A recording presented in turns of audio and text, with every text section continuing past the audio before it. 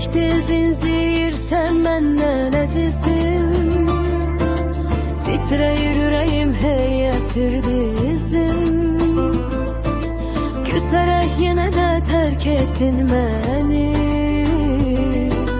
Bilmirəm heç harda axtarım səni. Qəlbində qopmuşdu qasırğa tufan, sanki yox olmuşdum elə həmin an.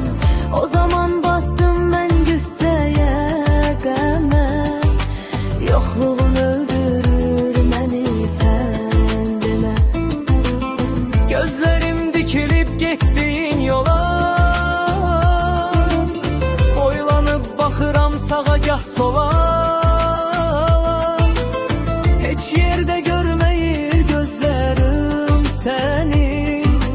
Namüd buraxdın ortada məni. Küsəyən sevgilim keç günahımdan, qurtara bilməzsən yoxsa ahımdan. Mən səni gəzirəm bil qarış qarış. Nə olar küsən məndən dəliş. Qəlbində qopmuşdu qasırğa tufan, sanki yox olmuşdun elə həmin an. O zaman batdım mən qüssəyə, qəmə. Yoxluğun öldürür məni, sən demə.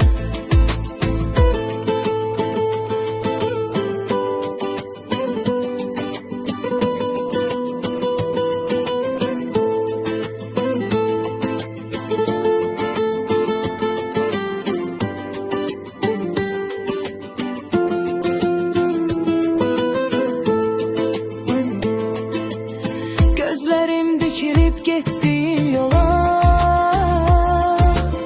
boylanıb baxıram sağa da sola.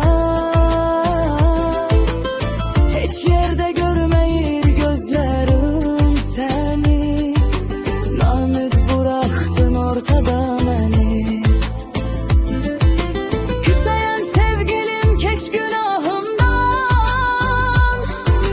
qurtara bilməzsən yoxsa ahımdan. Mən səni gəzirəm bil qarış qarış. Nə olar küsən də indi gəl barış.